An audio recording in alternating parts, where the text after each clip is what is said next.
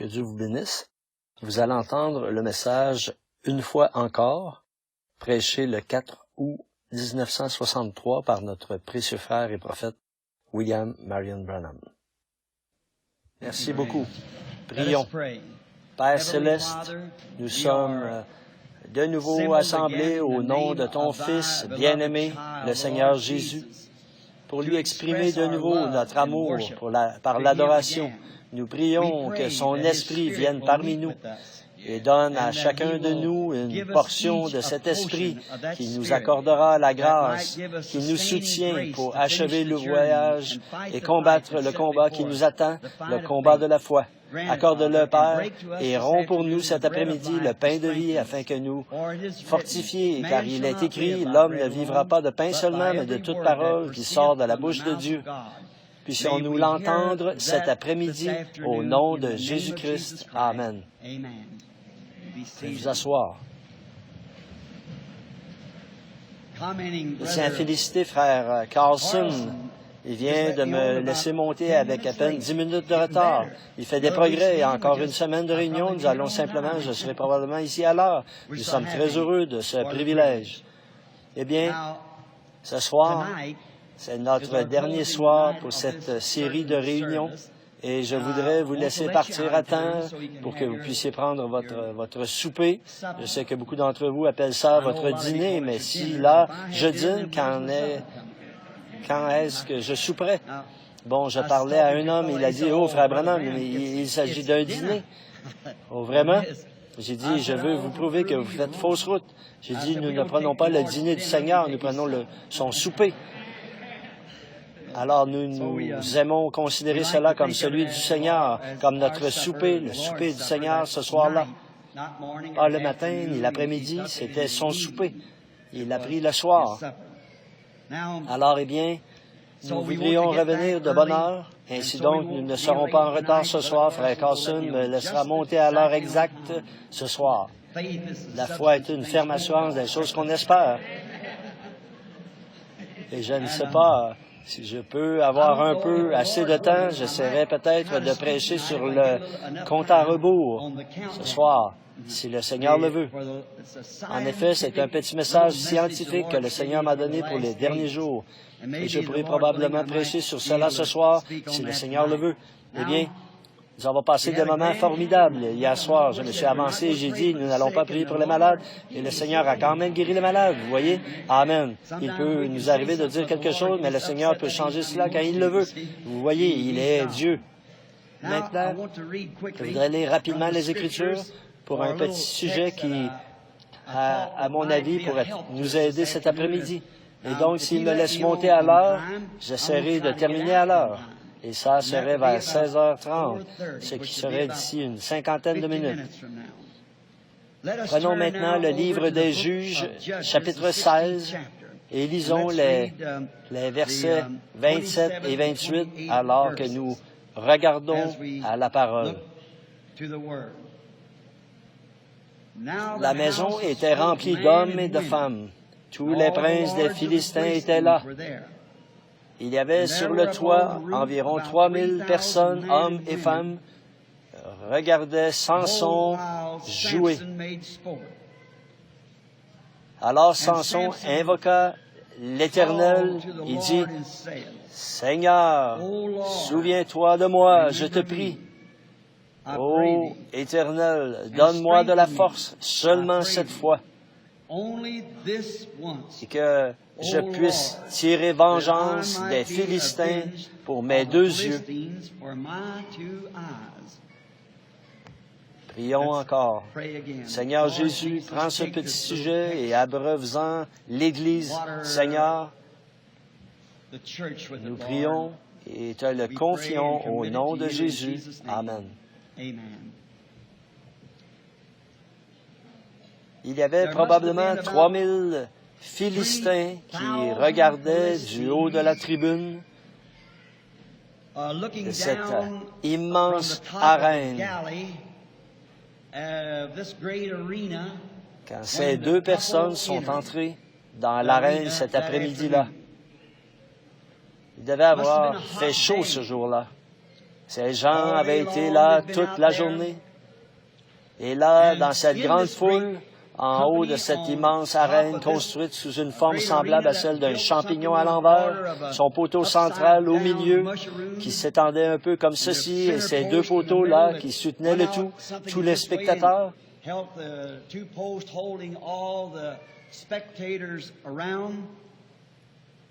Des chefs de guerre très raffinés étaient assis là, ainsi que leurs femmes parées de leurs somptueux bijoux. Tous se penchaient en avant pour voir cet événement particulier, pour bien voir ce qui allait se dérouler. Il y avait eu des préliminaires, tous les divertissements. Il y avait peut-être eu des petits singes qui avaient exécuté de petits tours. Il y avait eu toutes sortes de divertissements comme le combat, la lutte, et des duels peut-être jusqu'à ce que mort s'ensuive, et bien d'autres choses avec lesquelles il s'était diverti toute la journée. En effet, c'était un grand jour. Mais là, l'événement principal était arrivé. Vous savez, comme l'on attend tous patiemment pendant que les préliminaires se déroulent, et les gens attendent l'événement principal. Et c'est là que tout le monde se redresse et prête attention. On le remarque durant nos services religieux, lorsqu'on chante et qu'on donne des témoignages et qu'on prêche et tout. Mais l'événement principal, c'est de voir ce que le Seigneur va faire, voir le but pour lequel il nous a rassemblés. Nous nous attendons tous à voir quelle sera réellement l'issue de tout cela, l'événement principal. Dans tous les cas, c'est la même chose. Nous sommes toujours dans l'attente de voir l'événement principal. Ici, ils s'étaient tous levés pour regarder devant, pour voir ce qui se passait, parce qu'on leur présentait l'événement principal, et tout ce qu'ils ont vu, c'est un aveugle conduit par un jeune garçon. Les couloirs avaient résonné tout l'après-midi à cause de ces orgies de l'ivresse, alors qu'ils se passaient le whisky et leurs boissons fortes, leurs belles femmes peinturlulées et parées de bijoux, et ces puissants chefs de guerre, ces hauts dignitaires et tout. C'était une grande fête. On célébrait la victoire. Oh, je n'aime vraiment pas dire ça. La victoire que Dagon, le dieu poisson, avait remportée sur le serviteur de Dieu. Ça me coûte terriblement de dire cela, mais c'est la vérité. Il célébrait de cette façon-là une victoire sur le serviteur de Jéhovah. Quelle chose honteuse! Des beuveries, des orgies, des femmes peinturlurées et parées de bijoux et de grands dignitaires. Les feux brûlaient sous le dieu poisson. Quelle grande fête cela devait être! Mais le plus douloureux dans tout ça, c'est que des milliers d'années plus tard, nous devons nous souvenir d'un tel événement, alors que le grand Dieu du ciel avait résolu en son cœur qu'il détruirait cette nation parce qu'ils étaient des païens et que Dieu avait envoyé un homme pour faire ce travail. Et voici que le dieu poisson et une idole célébraient une victoire remportée sur le serviteur de Jéhovah. Ce n'était pas Jéhovah qui avait perdu, c'était le serviteur qu'il avait envoyé pour faire ce travail qui avait perdu la victoire. Quel spectacle! Comme c'était honteux. Ce garçon a conduit cet homme aveugle qui longeait le couloir en tâtonnant jusqu'à atteindre ces énormes poteaux centraux sur lesquels reposait cet immense champignon à l'envers ou bien cette sorte de parapluie où les gens regardaient vers le bas comme ceci depuis ces sortes de grands piliers en long et en large qui maintenaient la chose bien en place. Ils étaient faits de pierres qu'on ne pourrait pas reproduire aujourd'hui. Plus personne ne peut les construire comme ça. Mais quelle chose gigantesque! C'était là. Il y avait des milliers de prêtres de renom. au torse bien bombé, qui avaient servi une idole, avec toutes leurs cérémonies et leurs rituels adressés à leur idole pour avoir vaincu Jéhovah. Quel grand jour c'était là. Ils buvaient, s'adonnaient à des orgies et se conduisaient n'importe comment. Et voici venir le serviteur de Jéhovah, aveugle, tâtonnant, conduit par un jeune garçon vers ce grand poteau pour amuser la galerie. L'événement principal, c'était de se moquer du but établi par Jéhovah de détruire la nation. Et voilà que la nation avait capturé la chose même que Dieu avait placée pour les détruire, et là, il l'avait vaincu et se moquait de lui. L'événement principal de leur célébration. Ça vous arrache presque le cœur d'avoir à regarder cela, n'est-ce pas? De penser à ce qui a pu... Cette histoire n'aurait vraiment jamais dû être racontée. Mais elle a probablement été racontée pour notre instruction à nous, écrite comme ça.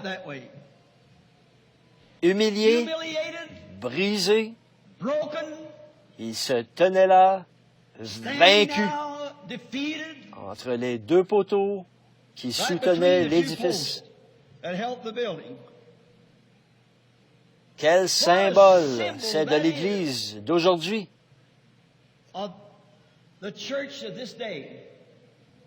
Quel symbole c'est d'une race déchue qui s'est livrée au monde et à la chose même que nous sommes censés vaincre.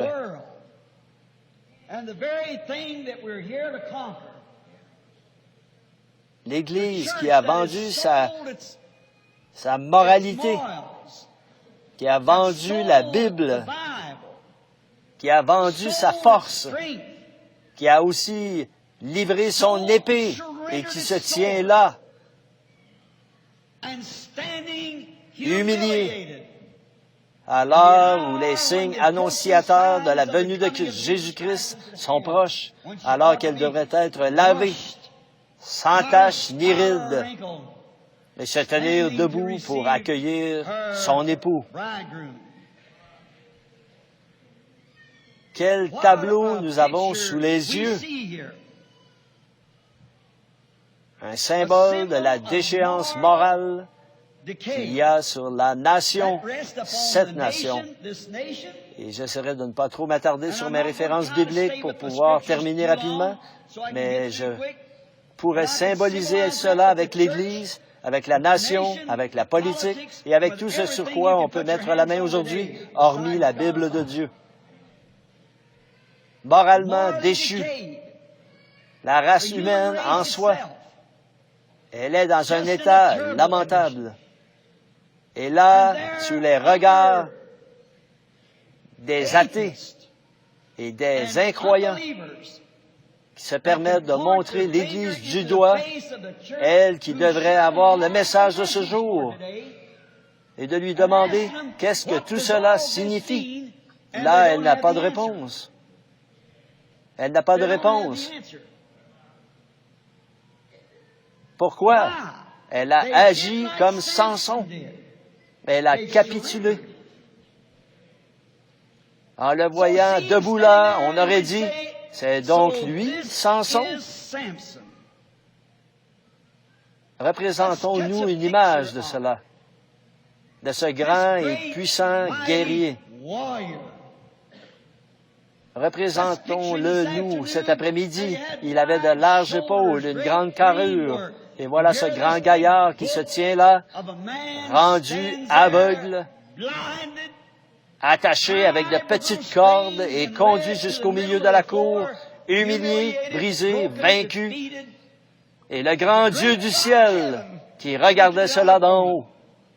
Et ici-bas, ces critiqueurs, des soldats ivres, qui regardaient vers le bas.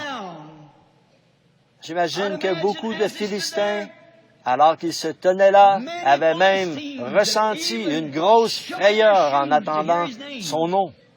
Autrefois, Samson était un nom puissant. C'était aussi le cas du christianisme, de l'Église. Et je vais faire un parallèle entre l'Église et cette scène. Dès qu'on prononçait le nom de Samson, les gens s'épanouissaient, car ils n'avaient jamais vu un tel homme. Sa force surpassait tout ce qu'il y avait jamais eu dans le monde. Rien de ce qu'ils avaient ne pouvait l'égaler. Beaucoup se souvenaient de lui, alors qu'ils le regardaient se tenant là dans cet état. Beaucoup le regardaient depuis les tribunes et se souvenaient l'avoir vu dans une autre position. Un jour, comme il se tenait là, une mâchoire de mulet à la main, et 1000 Philistins gisant autour de lui, alors que les autres s'étaient enfuis vers les rochers pour s'y abriter. Il se tenait là et il leur faisait signe du doigt. « Allez, venez si vous voulez goûter un peu à ça. » Mais regardez-le maintenant.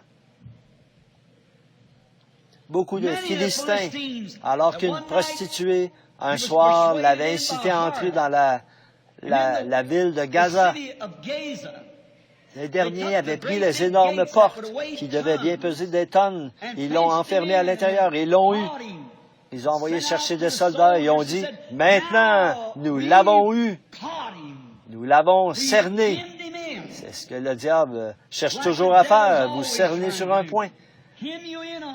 Mais souvenez-vous, quand Samson s'est réveillé le lendemain matin, ou cette nuit-là plutôt, quand il a constaté qu'il avait été cerné, il pouvait toucher l'arrière de sa tête et savoir qu'il était toujours un fils de l'Alliance de Dieu et que rien ne pouvait le bloquer. Autrefois, l'Église aussi était comme ça. Qu'est-ce qu'il a fait? Il s'est levé, a descendu la rue, a arraché ses portes de leur cavité, les a placées sur ses épaules, est monté jusqu'au sommet de la colline et il s'est assis.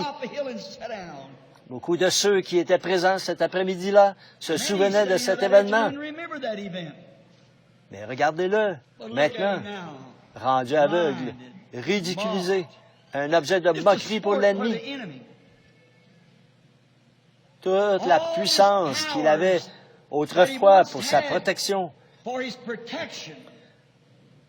pour accomplir la mission que Dieu lui avait confiée, le but pour lequel il était né dans le monde. Il en avait été dépouillé par une femme. Je pense que la même chose pourrait s'appliquer aujourd'hui. Une femme qui prétend être l'épouse de Christ et qui repose son enseignement sur une coupe remplie des impuretés de ses abominations, de ses fornications. Elle a versé de la coupe de ses fornications dans la bouche de l'Église de Dieu, qui a été suscitée pour accomplir ses signes et ses prodiges. Selon le dernier commandement de Jésus dans Marc 16, nous voyons qu'elle a pris le petit groupe fidèle de Dieu, qu'elle les a organisés ensemble exactement comme elle l'avait elle-même fait et qu'elle les a dépouillés. Il renie ce qui en fait la force. Il renie le Saint-Esprit. Il renie la puissance de parler en langue. Il renie la puissance du Saint-Esprit, de ressusciter les morts, de guérir le malade et de chasser les démons. Et maintenant, les Philistins sont sur toi. Que vas-tu faire maintenant que tu es dépouillé? Oh, ce qui a dû traverser l'esprit de cet homme. Nous avons vu ce qui avait dû traverser l'esprit des Philistins. Il avait connu. Eh bien, j'en entends un s'approcher peut-être de l'autre et dire, je me souviens du temps où, dès qu'on disait Samson, tous les Philistins fuyaient comme des rats vers un trou. J'ai entendu dire qu'autrefois, 1000 hommes marchaient dans le désert et dès qu'on disait, Samson arrive, ils jetaient leurs armes et ils couraient se mettre à l'abri aussi vite que possible. Mais regardez-le maintenant. Il est dans un état lamentable, attaché, Tout ça parce qu'il a fait des compromis avec une femme. Voilà pourquoi. Elle l'a dépouillé de sa puissance. Elle cherchait sans arrêt à savoir où résidait sa force. Elle savait qu'il était un homme costaud, mais eux aussi, ils avaient des hommes costauds. Mais cette Delilah, c'était une vraie Jézabel. Elle savait comment le convaincre, comment l'envoûter et lui dire qu'elle l'aimait, lui. Mais elle cherchait constamment à découvrir où résidait sa force. Et c'est exactement ce que cette Jézabel a fait à l'Église. Elle a cherché jusqu'à ce qu'elle trouve où résidait cette force. Et la force est dans la parole. La parole est Dieu. Et elle a fini par trouver où cette force résidait. Alors elle a emmené l'Église à Nicée, à Rome, et à raser ses tresses. Et maintenant, elle ôte de l'Église ce qu'il en reste et la ramène au Conseil mondial des Églises et lui rase de nouveau les tresses. C'est un rasage continuel. Elle lui ôte ceci, et ceci ne veut pas dire cela. Les jours des miracles sont passés. Il n'existe rien de ceci, cela ou autre chose. Et ils ont trouvé où résidait sa force en substituant les baptêmes, les poignées de main et toutes ces autres choses à la vraie parole de Dieu qui est sans mélange. Cette parole est Dieu. Elle a été donnée à son Église pour vaincre le monde, les démons, la maladie et pour chasser les démons. Et ce n'est en aucun cas une dénomination qui a été donnée à l'Église. C'est la parole qui a été donnée à l'Église. Voilà sa force. Mais eux, ils ont retranché ceci, ils ont retranché cela, ils ont rasé cette tresse-ci, ils ont rasé cette tresse-là. Si bien qu'aujourd'hui, l'Église est complètement rasée. Comme une sœur catholique. On l'a tellement rasée qu'elle a accepté comme doctrine un tas de credo fait de main d'homme. Et c'est exactement ce que le prophète avait dit qu'elle ferait. Et voilà qu'elle se tient là aujourd'hui, humiliée. Alors que le Dieu du ciel a choisi des pécheurs, ignorants et autres, et qu'il est descendu en eux et a prouvé cela, qu'il reste toujours Dieu. Et elle n'arrive pas à donner une réponse à son assemblée face à tout cela, parce que ça, ce n'est lié à aucune dénomination.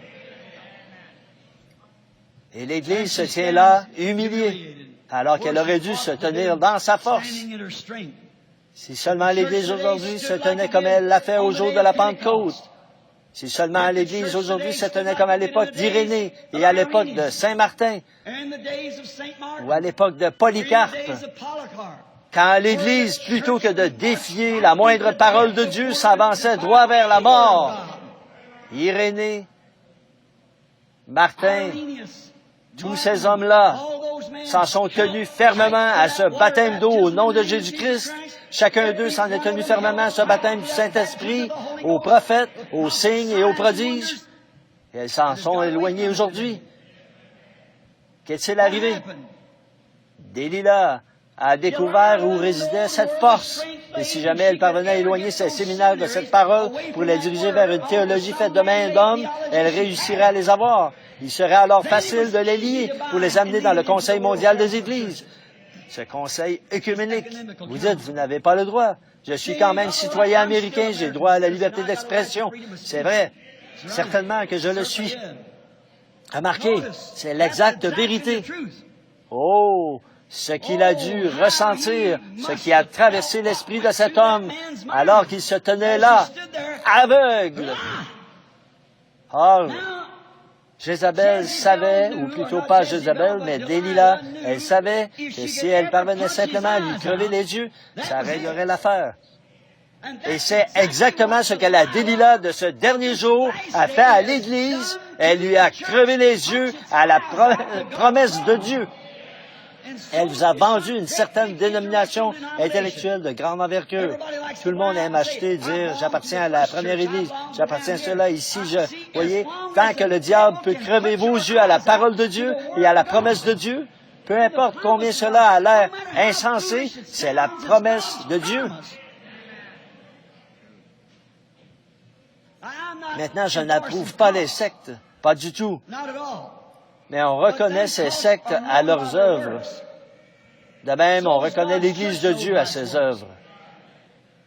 Mais j'essaie de dire ce que Delilah a fait à Samson. Maintenant, considérons les choses du côté de Samson, ce qui a dû traverser l'esprit de cet homme alors qu'il se tenait là. Toutes les grandes victoires qu'il avait remportées autrefois ont dû lui traverser l'esprit. Maintenant, l'événement se déroule. Le divertissement de l'après-midi est sur le point de commencer. Ceux qui doivent être divertis pensent à ce que cet homme était autrefois, et le voilà, se tenant là, pensant à ce qu'il avait été. Mais à cause d'une femme qu'il avait attirée, le tableau avait changé comparativement à ce que ça aurait dû être. Dieu avait suscité Samson pour détruire cette nation. C'était ça le but même pour lequel il avait été suscité. Si seulement Dieu peut trouver un seul homme, voilà tout ce dont il a besoin. D'un seul homme qui peut s'abandonner entièrement à lui. Il n'a pas besoin d'une armée, il ne s'en est jamais servi de ça. Il ne sert que d'un homme. Or, Samson avait donné sa force à Dieu pour qu'il l'utilise, mais il ne lui avait pas donné son cœur. Il avait donné son cœur à Delilah et sa force à Dieu.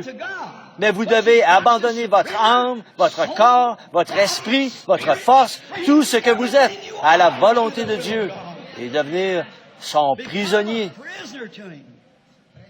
Vous serez forcément prisonnier de quelqu'un. Vous ne vous appartenez pas. Vous êtes prisonnier de quelqu'un. Vous êtes soit prisonnier du diable, connaissant cette vérité, mais ne voulant pas vous y abandonner, soit prisonnier du monde et vous vous abandonnez à Dieu, soit l'un, soit l'autre. Vous êtes soit prisonnier du diable pour le péché, soit prisonnier de Dieu pour la justice. Vous êtes soit l'un, soit l'autre. Et là, Samson pense aux grandes victoires qu'il avait remportées. Il est sans doute venu à l'esprit que lorsqu'il était un jeune garçon, Dieu l'avait confirmé et avait donné des instructions à sa mère qu'il ne fallait pas qu'elle prenne de boissons fortes ou qu'elle devait surveiller son alimentation. Elle allait enfanter un Naziréen. Et sa mère lui peignait les cheveux en lui disant, « Mon fils, ces tresses sont une alliance avec Dieu. C'est là que résidera ta force. Ne divulgue jamais cela. Ne divulgue jamais ton secret. Ne le livre jamais. Quoi que tu fasses, garde-le. » Jésus-Christ a dit à l'Église, « Les cieux et la terre passeront, mais ma parole ne passera jamais. » Et quiconque en retranchera une seule parole ou y ajoutera une seule parole, sa part sera retranchée du livre de vie. L'Église devrait y réfléchir maintenant. Alors que nous sommes dans ce chaos, en cette heure qui précède la venue du Seigneur Jésus d'un moment à l'autre pour un enlèvement. Ces grandes victoires auxquelles nous pouvons nous référer, celles d'autrefois durant la Réforme, à l'époque d'Irénée et de Saint-Martin, de Patrick et de ceux qui ont protesté contre ces organisations. Et quand Luther est sorti et qu'il a protesté contre cette première organisation, l'Église catholique, le groupe qui l'avait suivi a fait marche arrière et s'est organisé après lui. Quand John Wesley est sorti de l'anglicanisme, et dès que Wesley est parti, ils se sont organisés juste après lui. Et des pentecôtistes du début sont sortis des dénominations. Ça, c'était pour vous un terme blasphématoire. Mais comme un chien qui retourne à ce qu'il a vomi et une truie à son bourbier, vous êtes retourné directement à la chose que vous êtes censé vaincre. Vous êtes né pour vaincre cela. Alléluia. Ça me brise d'autant plus le cœur d'avoir à penser à la victoire que Dagon avait remportée sur Samson. Là-bas, je vois celle que Jézabel a remportée sur l'Église. Et c'est pour ça que de toutes mes forces et avec chaque fibre de mon corps, je m'efforce de protester contre cette chose et de rappeler cette Église à son lieu de repentance. Vos mères, vos pères ont été mis à la porte de ces organisations. Ils en sont sortis et ont protesté contre elles. Et voici que leurs enfants ont fait demi-tour et sont retournés à la chose d'où ces derniers étaient sortis. Voilà bien le portrait de Samson, de ce que Delilah a fait. Nous devrions vraiment laisser les pensées de ces grandes victoires traverser notre esprit. Je n'ai pas le temps d'aborder tout ça si je veux tenir ma parole envers vous.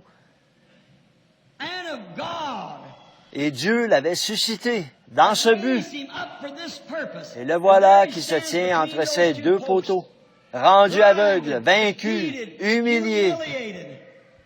Il restait le même grand gaillard qu'il avait toujours été, mais sa force avait disparu. L'Église est tout en termes d'adhésion, elle est plus forte que jamais. Mais où est la parole, la force manifestée? Elle vous a été ôtée par vos organisations qui rasent la puissance.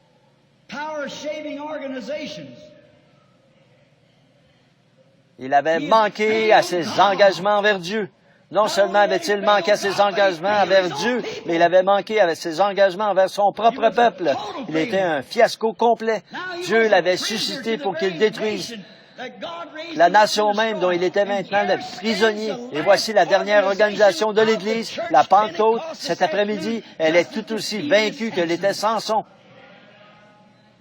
Peut-être ne le croirez-vous pas, mais si vous voulez bien ouvrir votre esprit à la parole, vous verrez que c'est la vérité.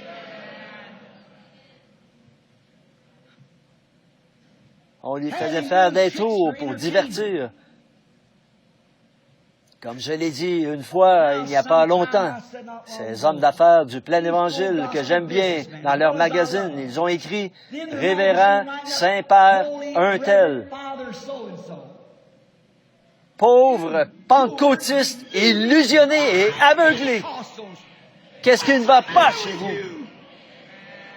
Ne savez-vous pas que notre Sauveur a dit n'appelez personne sur cette terre Père? Vous ne vous rendez donc pas compte que le diable ne fait que prendre ici quelqu'un qui a été mis à la porte de l'une de ces organisations pour vous réduire à n'être qu'un objet de risée? Elles ne vont pas entrer.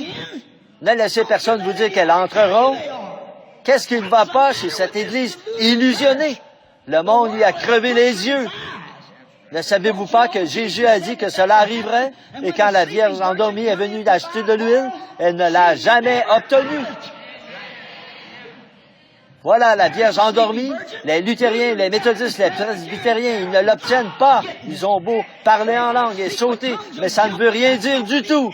J'ai vu des païens faire la même chose et des adorateurs du diable parler en langue, sauter, chanter et pousser des cris, boire du sang dans un crâne humain,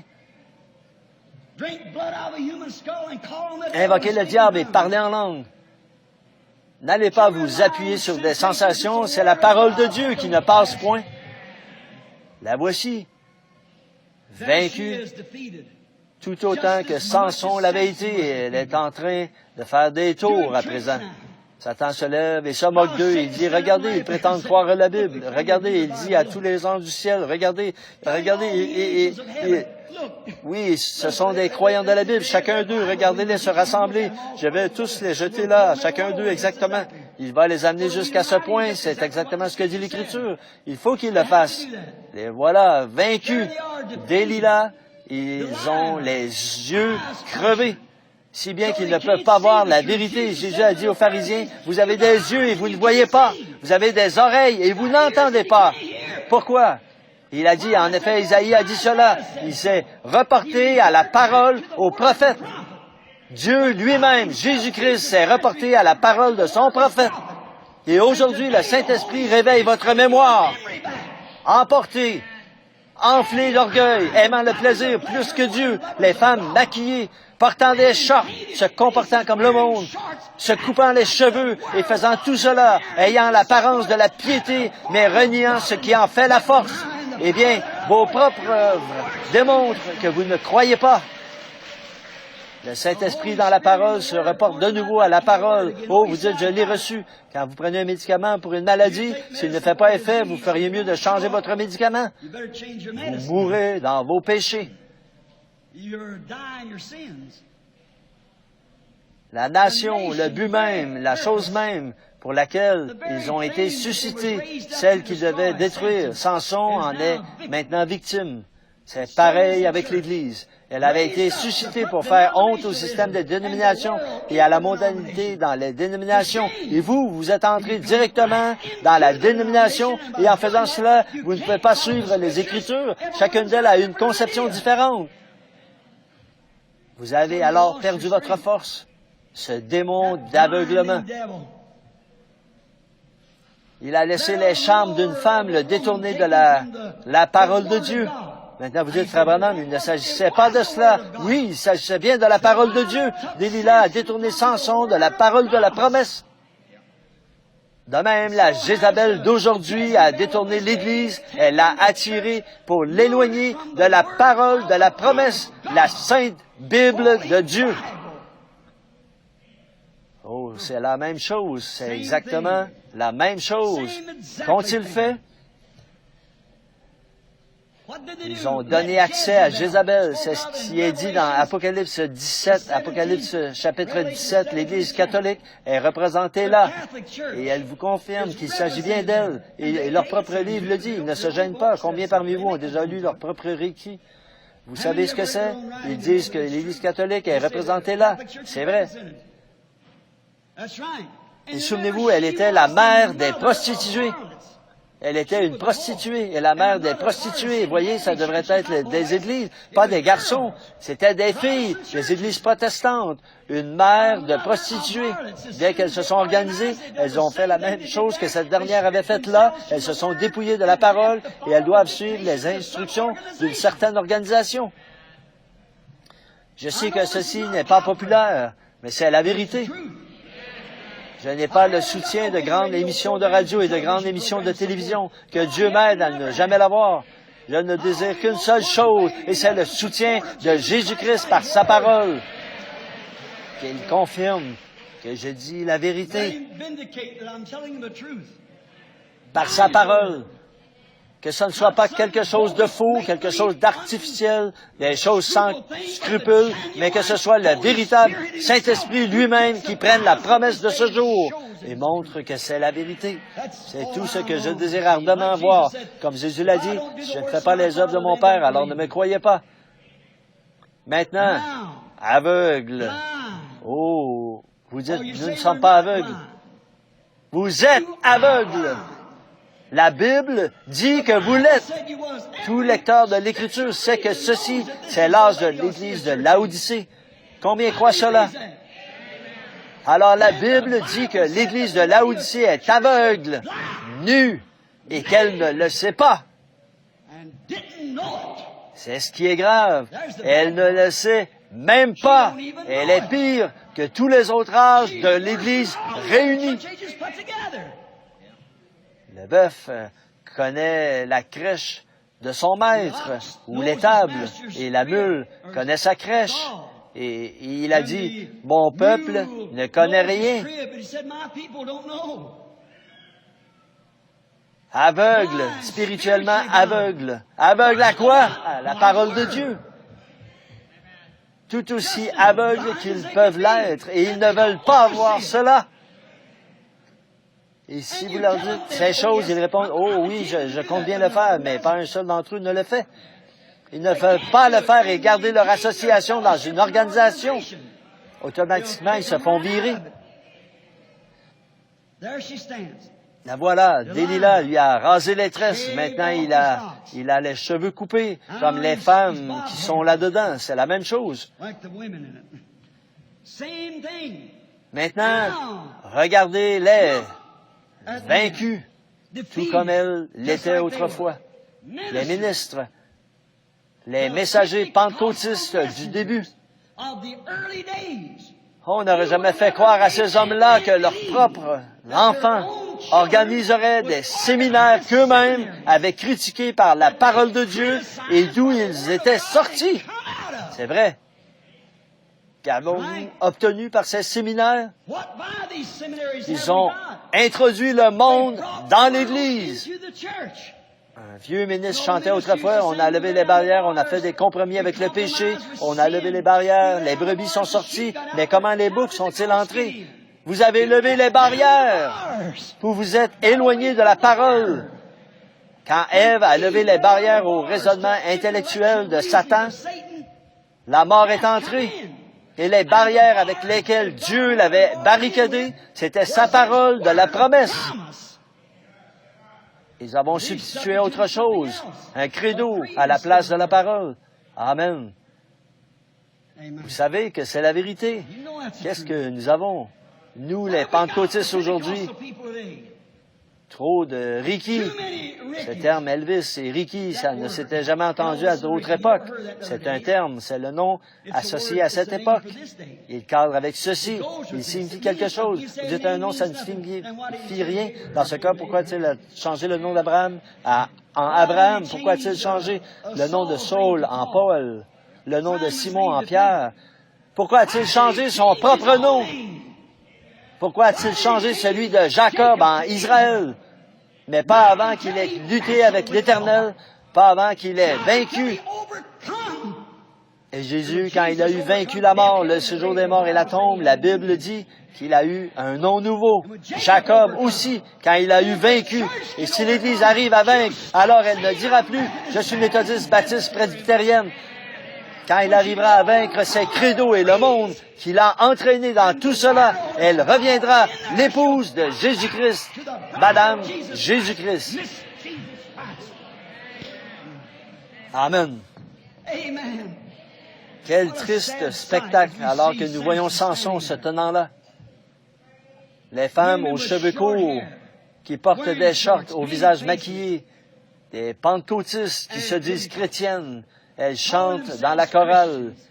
Il n'y a pas longtemps, j'étais dans l'assemblée de Pentecôte dans une grande ville où habite un grand homme célèbre et les réunions avaient pris une telle ampleur que j'avais dû les déplacer vers un grand endroit et ils avaient la chorale pentecôtiste sélectionnée. Ils étaient bien loin de se douter que j'étais là derrière le rideau en train de prier. Et là, chacune des filles qui étaient dans ce rang, environ 35 filles et 35 garçons à chanter le Messie, était maquillé et avait les cheveux coupés. Et quand David Duplessis recueillait une offrande pour les missions, il mimait l'aveugle Bartimée, il courait en faisant passer le bol. Voilà les petits-enfants pentecôtistes. Ça ne c'est pas un serviteur de Dieu pentecôtiste qui a le baptême du Saint-Esprit. Le Saint-Esprit ne ridiculise pas sa propre parole. Il ne peut pas le faire et demeurer le Saint-Esprit. Mais c'est là que vous vous êtes retrouvés. Oh, Samson a commencé à réfléchir un peu. Souvenez-vous, ces bandes sont enregistrées et envoyées dans le monde entier. Je ne m'adresse pas seulement à ce groupe-ci, ici présent. Samson s'est mis à réfléchir à ses erreurs. Oh, il s'est mis à penser à ce qu'il était autrefois. Vous, pentecôtistes, pensez à ce que vous étiez il y a 1900 ans. Vous, l'Église, les catholiques, les protestants, pensez à ce que vous étiez il y a 1900 ans et regardez ce que vous êtes aujourd'hui. Examinez cela un instant. Il ne me reste qu'environ 8 minutes pour terminer, tenir parole. Remarquez, mais alors qu'il se tenait là, il a pleuré. Il s'est mis à réfléchir à ses erreurs. Lorsqu'il s'est mis à penser à ce qui lui est arrivé, il était aveugle. Donc, il ne pouvait plus voir. Lui, il avait accepté autre chose. L'amour pour cette femme, c'est ce qui a eu raison de lui. Par la suite, elle lui a tourné le dos. Oh, quel piège dont je pourrais parler ici que Satan a tendu à l'Église. Il suffit d'aveugler vos yeux à la vérité. Et là, voilà, on vous a eu. Si seulement vous le saviez. Un de ces jours, Dieu va vous prouver cela. Qu'est la marque de la bête. Ah oui, remarquez. Mais une fois aveuglée, elle se tient là. Et il se tenait là. Il a commencé à se souvenir de ces choses, de ses erreurs, là où il s'était détourné du chemin étroit et resserré, là où il s'était éloigné de la promesse de Dieu. Et il s'est écrié, « Seigneur, tire vengeance pour mes yeux. » Pourquoi a-t-il fait cela? Il savait qu'il y avait une possibilité. Maintenant, c'est là que je veux que vous écoutiez. Samson a dû penser à toutes les fois où il s'était écarté du sentier. C'est là qu'il a pris conscience que cela, mais c'était trop tard. Il a pris conscience de cela les fois où il s'était écarté du sentier. Il s'est dit, il doit y avoir une possibilité que Dieu réponde. Il savait que s'il pouvait se repentir et amener Dieu à voir qu'il regrettait son erreur, il y avait une possibilité que Dieu accomplisse quand même sa promesse. Dieu le fera. Il va le faire. C'est pareil maintenant. Dieu aura cette Église. Ne vous en faites pas, elle sera là. Le Saint-Esprit agira tellement dans l'Église que l'Église et Christ seront le même esprit. Luther s'est tenu aux pieds avec la justification. Wesley s'est tenu aux pulsations de l'amour avec la sanctification. Mais ceci s'est élevé jusqu'à la tête maintenant. Vous voyez? C'est au-delà de tout ça. Elle en avait une dénomination et le vigneron est venu émonder la vigne. Ils sont morts, ils ne sont plus jamais revenus. Ils ne reviendront plus jamais. Mais là, il y a toujours une semence de vie qui avance. Mais remarquez, Samson s'était dit qu'il devait y avoir une possibilité. Il avait saisi. Mais ce qui est triste aujourd'hui, c'est que l'Église ne saisit pas cela. Les gens ne se rendent pas compte qu'un réveil est possible. Ils ne se rendent pas compte de cette possibilité. Ils n'ont pas encore saisi la vision. Ils restent simplement immobiles. Oh, ils disent, eh bien, frère Branham, que faites-vous? Oh, je sais que vous tapez des mains, que vous avez de très grands rassemblements et que le clinquant du monde vous fait briller de mille feux. Il vous faut fréquenter les endroits les plus grands. Il vous faut absolument avoir les meilleurs divertissements. Il vous faut faire ceci, cela ou autre chose. Il faut que votre pasteur soit un érudit de séminaire avec un doctorat. Sinon, vous ne pouvez pas dire à vos voisins, là, que votre pasteur est un petit gars sauvé, sorti d'un champ de maïs là-bas. Notre pasteur est le docteur en droit un tel. Pour moi, ça veut simplement dire qu'il est plus éloigné de Dieu. C'est tout. Plus éloigné, car l'intellect éloigne toujours. Oh, vous brillez par votre savoir.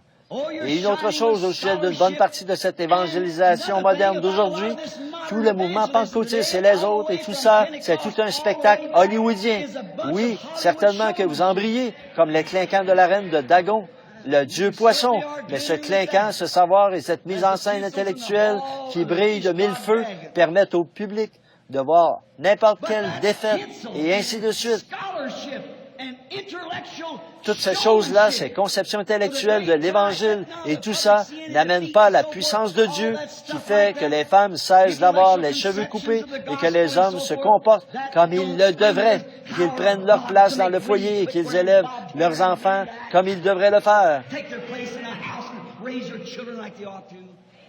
Ces choses n'amènent pas l'Esprit de Dieu.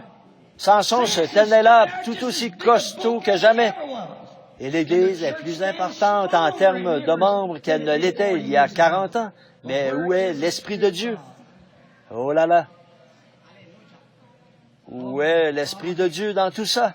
Je vois l'esprit de Hollywood, je vois l'esprit du monde, je vois l'esprit de tape à l'œil. Ça entre par une oreille et ça sort par l'autre. Je prêche contre ces choses depuis 15 ans, mais ça se dégrade toujours plus. Je le vois bien et je vois l'esprit qui est là. Mais où est l'Esprit de Dieu? Qui peut saisir Dieu? Qui peut reconnaître la parole elle-même quand elle est manifestée? Qui peut reconnaître la vérité? Seul l'Esprit de Dieu peut faire cela. C'est vrai. Vous pouvez bien accepter l'éclat, le raffinement, les mises en scène. Le physique de Samson était toujours aussi imposant, mais sa force lui avait été enlevée. L'Église de la Pentecôte d'aujourd'hui se tient là. Il y a 3 ans, je crois, le journal de l'Église catholique, le Visiteur du dimanche, a déclaré qu'il faisait 1 million de conversions à la religion catholique en une année, mais que l'Église pentecôtiste en faisait plus que ça, 1 500 000. Eh bien, qu'avez-vous obtenu en faisant cela? J'aimerais mieux en faire 5 qui pourraient abandonner leur vie à Christ. Il peut accomplir plus de choses avec 5 hommes ou un seul homme qui s'abandonne qu'il ne pourrait avec 40 millions, là, qui sont dehors. Que signifie membre? Ça veut tout simplement dire autre chose, que vous êtes aveuglé et que vous donnez encore plus de force à la prostituée. C'est vrai. Remarquez, l'Église aujourd'hui, il n'est pas disposé à payer le prix. Samson a fait le genre de prière qu'il fallait. Seigneur, que je meure avec cet ennemi. Oh là là. Voilà. Vous ne voulez pas mourir à votre orgueil. Vous ne voulez pas mourir aux choses du monde. Maintenant, souvenez-vous, en disant ceci, je m'adresse littéralement à des milliers de personnes dans le monde entier. Vous voyez, je ne m'adresse pas seulement à vous ici à Chicago, je m'adresse au monde entier. Vous ne voulez pas mourir, mais c'est le seul moyen pour qu'un réveil soit possible. Vous, Samson aveuglé, ne voyez-vous pas que cette délit-là vous a aveuglé les yeux? Et le seul moyen pour vous de ramener la force à l'Église, c'est de mourir à l'ennemi qui vous a fait entrer dans cette mondanité. Samson a dit que je meurs avec cet ennemi. Il y a un prix fort à payer. Vous devez mourir à la chose qui vous a entraîné dans cette chose-là. Vous devez mourir à la chose qui vous a entraîné, vous, les pentecôtistes, là où vous êtes cet après-midi. Vous devez mourir à cela. Samson était disposé à payer ce prix pour retrouver la puissance de Dieu dans sa vie. Je me demande si cet après-midi, l'Église est disposée à payer le prix et à mourir avec l'ennemi, la chose en question, toute votre popularité, tout votre ceci, cela ou autre chose, pour simplement voir la puissance de Dieu revenir sur vous et que vous soyez disposés à devenir prisonniers de Jésus-Christ. Oh, j'entends certains de vous dire, oh oui, nous avons des réveils, mais ce sont des réveils dénominationnels. Les unitaires veulent faire de tous les trinitaires des unitaires. Les trinitaires veulent faire de tous les unitaires des trinitaires. L'Église de Dieu veut contrôler l'Église de Dieu de la prophétie. L'une veut contrôler l'autre pour faire une grande dénomme. Vous ne vous rendez-vous pas compte que vous êtes seulement en train de satisfaire les hommes? Nous sommes frères. Aucune dénomination ne peut séparer l'amour de Dieu. Nous sommes frères. À ceci, tous connaîtront que vous êtes mes disciples si vous avez de l'amour les uns pour les autres. Vous dites dans ce cas, pourquoi criez-vous contre eux? L'amour est correctif. Si l'amour ne corrige pas, alors ce n'est pas de l'amour. Si vous voyez votre enfant là dans la rue, que vous ne lui donnez pas une petite stimulation du protoplasme postérieur, vous n'êtes pas un bon papa. Mais une vraie mère ou un vrai papa lui donnera une fessée, lui fera savoir qu'il doit quitter la rue ou périr. Ça, c'est le véritable amour. Mais dire, Junior, mon chéri, je ne sais pas, toi, peut-être que tu ne devrais pas être là-bas à cette heure de la journée, le temps de la fin, alors que les voitures roulent assez vite. Oh, non-sens, espèce de prédicateur efféminé qui n'a pas l'audace de prendre la parole de Dieu pour appeler les choses par leur nom. Noir, c'est noir et blanc, c'est blanc. Le bien, c'est le bien et le mal, c'est le mal. Pourtant, c'est ce qu'ils font. Oui, on a des réveils, d'accord, mais regardez la moralité que vous avez après ces réveils. Ça ne les change pas du tout. Chaque fois, ils s'éloignent encore plus de Dieu pour se diriger vers le monde. Remarquez, Samson savait ce qui allait se passer si sa prière était exaucée. Mais nous n'avons pas encore calculé ce qui nous en coûtera. Que se passera-t-il si Dieu exauce votre prière de devenir un authentique enfant de Dieu? Vous savez que votre dénomination pour vous, ce sera terminé. Et ces femmes avec lesquelles vous jouez au bridge et tout ça, oh non, pour vous, tout ça, ce sera terminé. Vous feriez mieux de calculer ce qu'il vous en coûtera pour commencer. Mais Samson a dit que je meure. Il était disposé à payer le prix. Et il savait. Maintenant, écoutez bien cette observation. Il savait que sa condition rétrograde actuelle n'aurait jamais pu répondre aux défis de cette heure-là. Pourtant, quant à ses muscles, il était un homme tout autant qu'il l'était autrefois. Sa carrure était tout aussi imposante que jamais. Ses muscles étaient tout aussi gros qu'il l'était autrefois. À n'importe quel moment, il pouvait gonfler ses muscles de ses bras. Il était probablement plus gros qu'avant parce qu'il avait broyé le fait de plus dur labeur. On a de meilleures églises, de meilleurs bâtiments et tout ça. Mais où est notre force? d'un point de vue spirituel. Oh non, on pourrait faire un vote dans la nation. Bien sûr, on pourrait faire ces choses, mais ce n'est pas de ça que je parle. Je parle de la présence de Dieu reconnue parmi nous. Voilà ce qui devrait être notre raison de vivre. Il savait que son état de rétrograde ne pouvait pas répondre aux défis de cette heure-là. L'Église aussi est consciente de cela maintenant. On ne peut pas y arriver dans cette condition. Vous ne pouvez pas y arriver. La dénomination ne peut pas confirmer la parole. Elle nie la parole. La dénomination en soi nie la parole dès lors qu'elle devient une dénomination. C'est cette chose-là elle-même qui, dès le départ, vous fait complètement passer de l'autre côté. Elle nie la parole tout le temps. Il ne me reste qu'une ou deux petites minutes, mais remarquez alors que il me dépêche maintenant pour tenir parole. Pendant tout le temps où ils se tenaient tous là, ces pensées traversaient leur esprit, et j'espère qu'elles traversent la vôtre. Ils n'ont jamais remarqué le moment où ces pensées ont traversé l'esprit de Samson. Peut-être qu'ils se sont fait passer la bouteille, qu'ils ont encore bu un coup. Leur belle femme hollywoodienne était là, cigarette au bec. S'ils existait quelque chose de semblable à cette époque-là, je ne pense pas qu'ils étaient descendus si bas à cette époque-là. Mais elle s'était relevée les cheveux et avait bu un autre coup et criait « Salut, Joseph ou Jean ou vous là-haut, là-bas.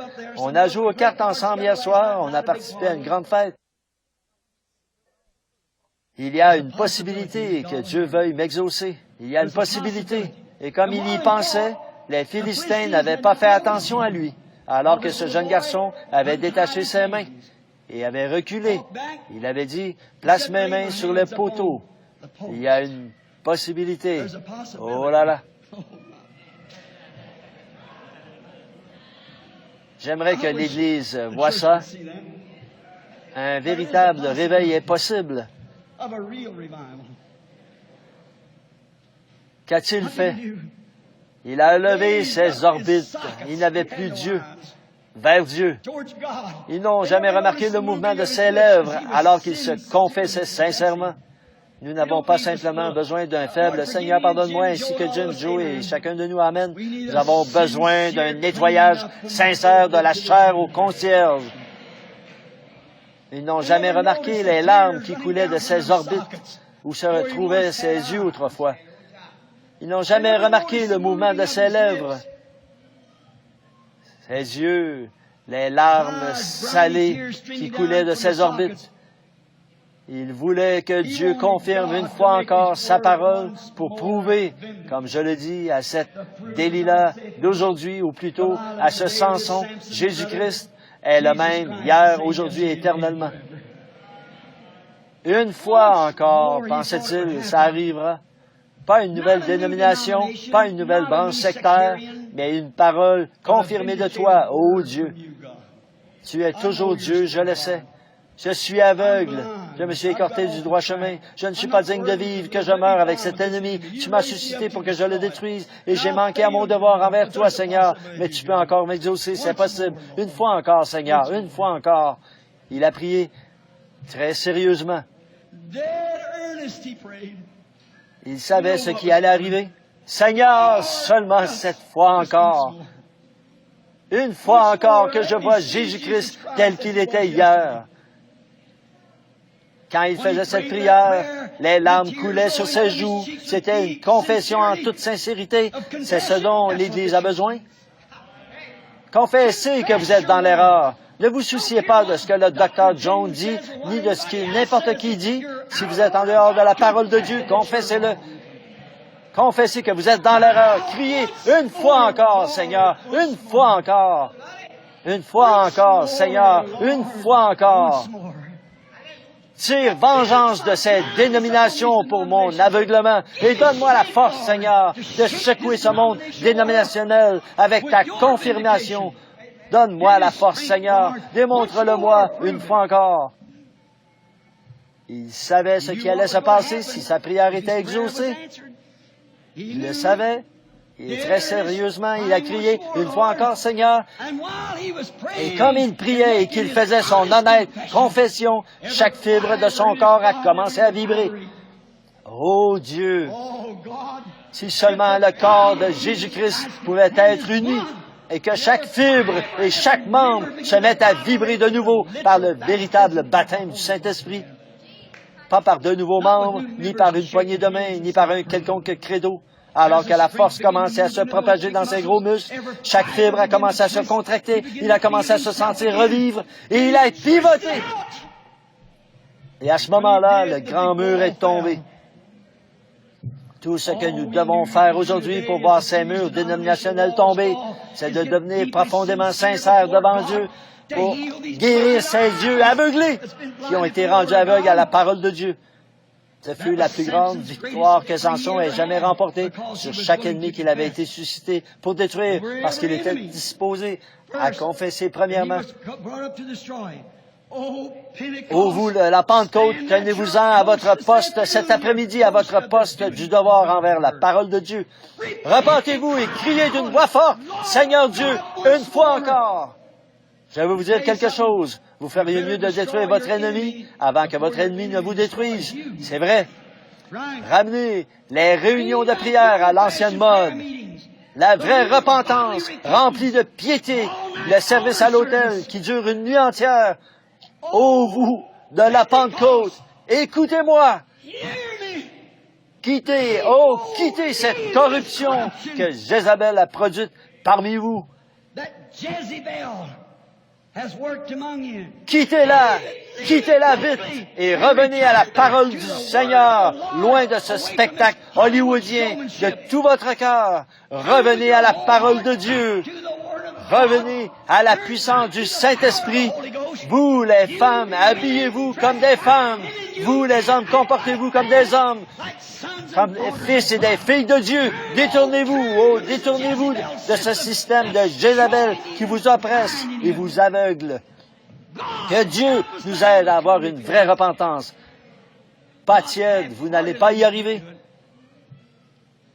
Je me dis qu'aujourd'hui, en ce moment même, alors que mon temps est écoulé, nous devrions nous lever et crier avec nos mains levées. Seigneur, une fois encore, ô Seigneur, une fois encore, levons-nous, tous ceux qui sont disposés à le faire, à avoir un réveil, tous ceux qui sont disposés à mourir à ce spectacle hollywoodien, tous ceux qui sont disposés à mourir, à voir la puissance de Dieu, venir à Sion avec joie, sur toutes ces montagnes saintes, il ne se fera ni tort ni dommage. Levons les mains et crions, une fois encore, Seigneur, une fois encore, Seigneur, une fois encore, Seigneur. Une fois encore, Seigneur, envoie le Saint-Esprit avec un vent impétueux, comme tu l'as fait au jour de la Pentecôte. Amen.